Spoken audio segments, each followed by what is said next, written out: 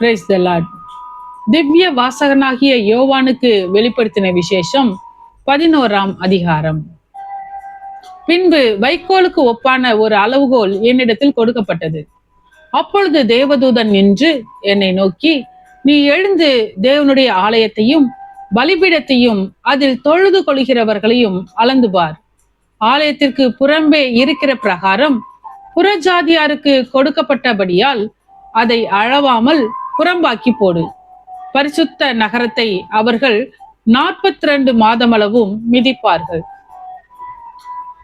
என்னுடைய 2 சாட்சிகளும் இரட்டு வஸ்திரம் உடுத்தி கொண்டிருக்கிறவர்களாய் 1260 நாளளவும் தீர்க்க தரிசனம் சொல்லும்படி அவர்களுக்கு அதிகாரம் கொடுப்பேன். பூலோகத்தின் ஆண்டவருக்கு முன்பாக நிற்கிற 2 ஒலிவ மரங்களும் 2 விளக்கு தண்டுகளும் இவர்களே.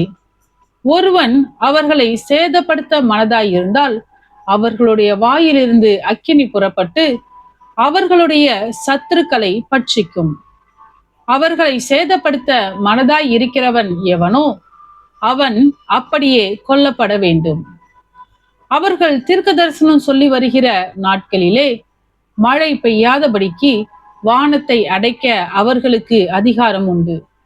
அவர்கள் தண்ணீர்களை இரத்தமாக மாற்றவும் தங்களுக்கு வேண்டும் போதெல்லாம் பூமியை சகலவித வாதைகளாலும் வாதிக்கவும் அவர்களுக்கு அதிகாரம் உண்டு. அவர்கள் தங்கள் சாட்சியை சொல்லி முடித்திருக்கும் போது பாதாளத்திலிருந்து ஏறுகிற மிருகம் அவர்களோட யுத்தம் பண்ணி அவர்களை ஜெயித்து அவர்களை கொன்று போடும். அவர்களுடைய உடல்கள் மகா நகரத்தின் விசாலமான வீதியிலே கிடக்கும். அந்த நகரம் சோதோம் என்றும் எகிப்து என்றும் ஞானார்த்தமாய் சொல்லப்படும். அதிலே நம்முடைய கர்த்தரும் சிலுவையிலே அறையப்பட்டார். ஜனங்களிலும் கோத்திரங்களிலும் பாஷைக்காரரிலும் ஜாதிகளிலும் உள்ளவர்கள் அவர்களுடைய உடல்களை 3½ நாள் வரைக்கும் பார்ப்பார்கள். அவர்களுடைய உடல்களை கல்லறைகளில் வைக்க ஒட்டார்கள். அவ்விரண்டு தீர்க்கதரிசிகளும் பூமியின் குடிகளை வேதனைப்படுத்தினபடியால் அவர்கள் நிமித்தம் பூமியில் குடியிருக்கிறவர்கள் சந்தோஷப்பட்டு களி கூர்ந்து ஒருவருக்கொருவர் வெகுமதிகளை அனுப்புவார்கள். 3½ நாளைக்கு பின்பு தேவனிடத்திலிருந்து ஜீவ ஆவி அவர்களுக்குள் பிரவேசித்தது. அப்பொழுது அவர்கள் காலூன்றி நின்றார்கள். அவர்களை பார்த்தவர்களுக்கு மிகுந்த பயம் உண்டாயிற்று. இங்கே ஏறி வாருங்கள் என்று வானத்திலிருந்து தங்களுக்கு உண்டான பெரிய சத்தத்தை அவர்கள் கேட்டு மேகத்தில் ஏறி வானத்திற்கு போனார்கள். அவர்களுடைய சத்துருக்கள் அவர்களை பார்த்தார்கள். அந்நேரத்திலே பூமி மிகவும் அதிர்ந்தது. உடனே அந்த நகரத்தில் 1/10 இடிந்து விழுந்தது.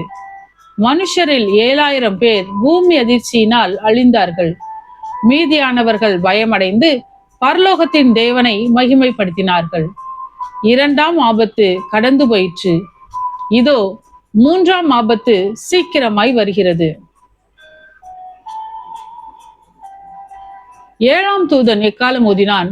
அப்பொழுது உலகத்தின் ராஜ்யங்கள் நம்முடைய கர்த்தருக்கும் அவருடைய கிறிஸ்துவுக்கும் உரிய ராஜ்யங்கள் ஆயின. அவர் சதா காலங்களிலும் ராஜ்யபாரம் பண்ணுவார் என்னும் கெம்பீர சத்தங்கள் வானத்தில் உண்டாயின. அப்பொழுது அவனுக்கு முன்பாக தங்கள் சிங்காசனங்கள் மேல் உட்கார்ந்திருந்த 24 மூப்பர்களும் முகங்குப்புற விழுந்து, இருக்கிறவரும் இருந்தவரும் வருகிறவரும் ஆகிய சர்வ வல்லமையுள்ள கர்த்தராகிய தேவனே, உம்மை ஸ்தோத்தரிக்கிறோம். தேவரீர் உமது மகா வல்லமையை கொண்டு ராஜ்யபாரம் பண்ணுகிறீர். ஜாதிகள் கோபித்தார்கள். அப்பொழுது உம்முடைய கோபம் மூண்டது. மரித்தோர் நியாயத்தீர்ப்படைகிறதற்கும் தீர்க்கதரிசிகளாகிய உம்முடைய ஊழியக்காரருக்கும் பரிசுத்தவான்களுக்கும் உமது நாமத்தின் மேல் பயபக்தியாய் இருந்த சிறியோர் பெரியோருக்கும் பலன் அளிக்கிறதற்கும் பூமியை கெடுத்தவர்களை கெடுக்கிறதற்கும் காலம் வந்தது என்று சொல்லி தேவனை தொழுது கொண்டார்கள். அப்பொழுது பரலோகத்தில் தேவனுடைய ஆலயம் திறக்கப்பட்டது. அவருடைய ஆலயத்திலே அவருடைய உடன்படிக்கையின் பெட்டி காணப்பட்டது.